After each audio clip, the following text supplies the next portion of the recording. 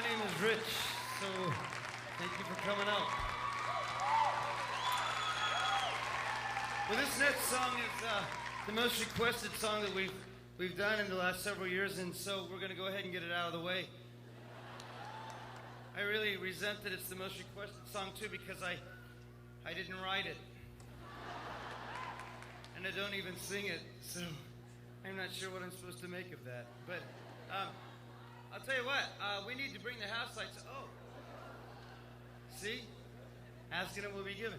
And I got to divide you into 4 groups, which is going to be pretty easy to do. So you guys over there, you're going to be Group A, okay? You guys here will be Group B. You guys here will be Group C. You guys will be Group D. You guys are leftovers.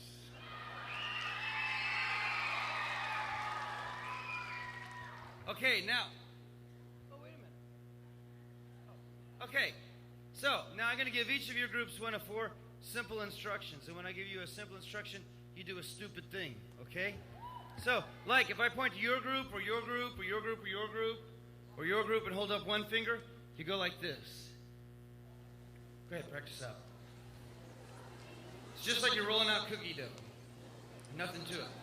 Okay? Signal number 2, it's kind of like you're watching West Side Story and somebody spit up the film.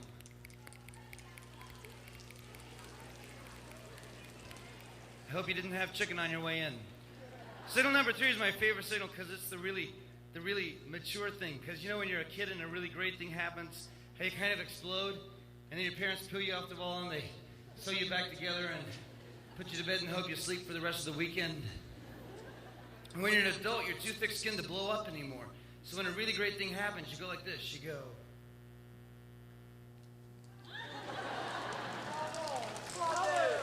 It's just the tips of your fingers on the heel of your hand, okay? You got that? Then signal number 4, there's no explanation for you. You go like this. Okay, now if I go like this, that means I need more. This means less. Probably never that little.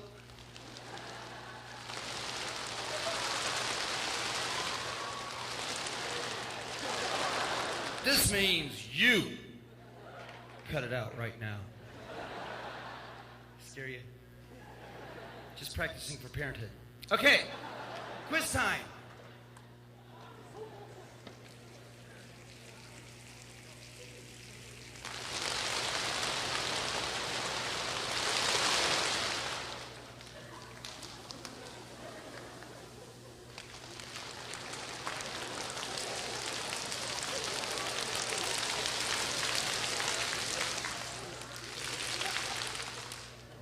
Not bad. So people say, why do you do this? I say, because it's so stupid. Oh, the best things in life are stupid. I figure if you took all the stupid stuff out of life, what would be the point of living? It's kind of like taking all the fat and calories out of your diet. What's the point of eating then?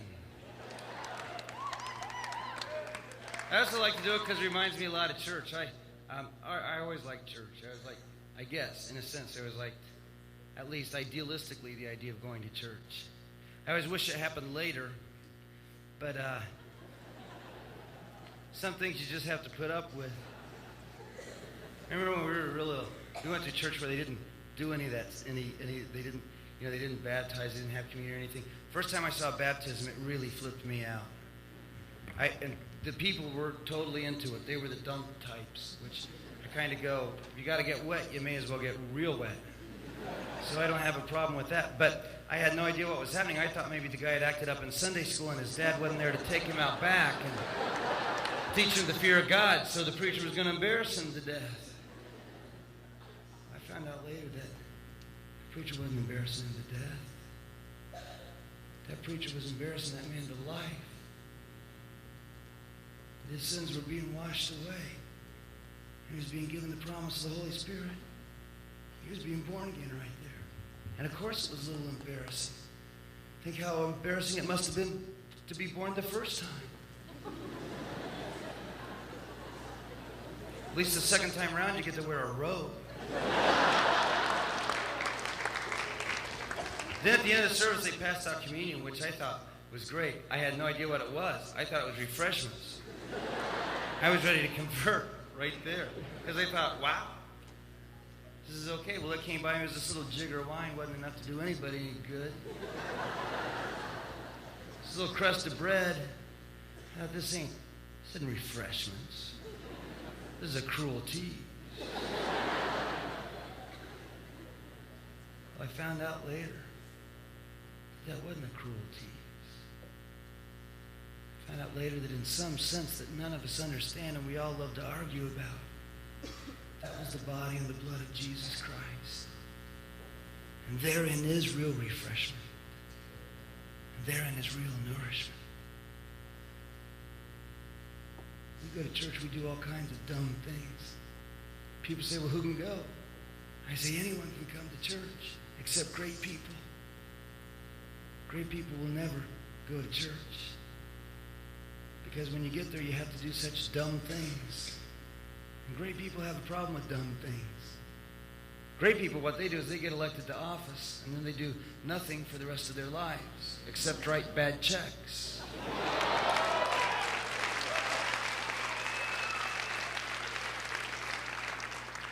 And they are truly the clowns of the universe, and fairly expensive ones at that. But if there is any hope in the world for any kind of decency, for any kind of quality of life, for any kind of justice, for any kind of peace, it won't be because of what the great people in office do. It will be because of what people who are small enough to be obedient to the foolishness of God.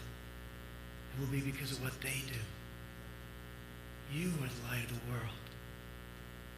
And you are the salt of the earth. Stop expecting Washington to do anything about anything. They simply can't.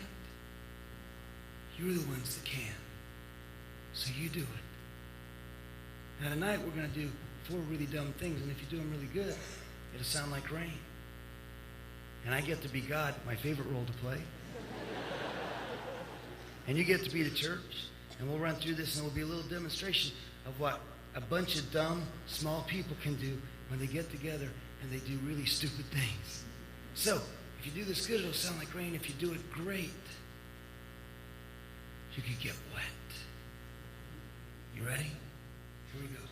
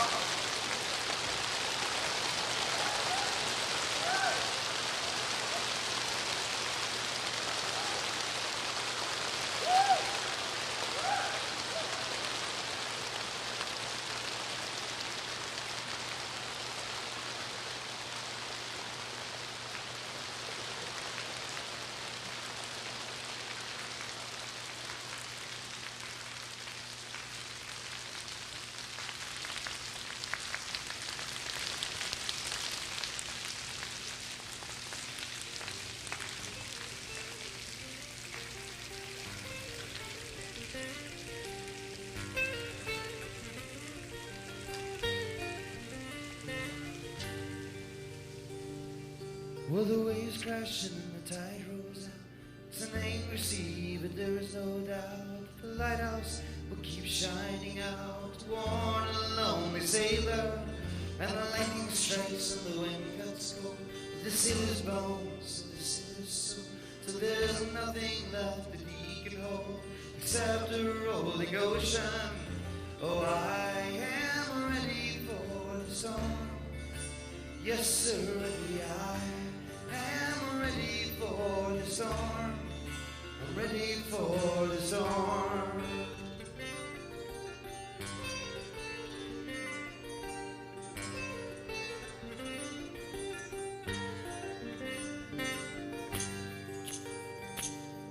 Oh, give me mercy for my dreams.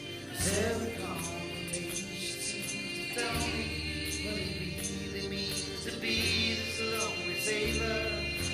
When the sky begins to clear, the sun melts away my fear, and I can cry a silent weary tear for those who mean to love me. Oh, I am ready for the storm. Yes, sir, ready I.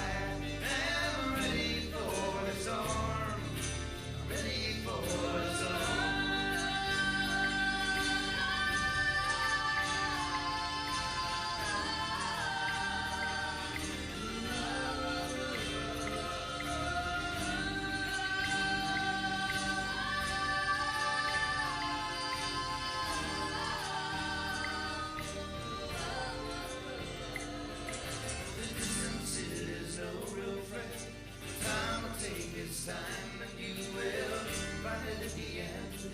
Bring to me, it's a lonely sailor. When you take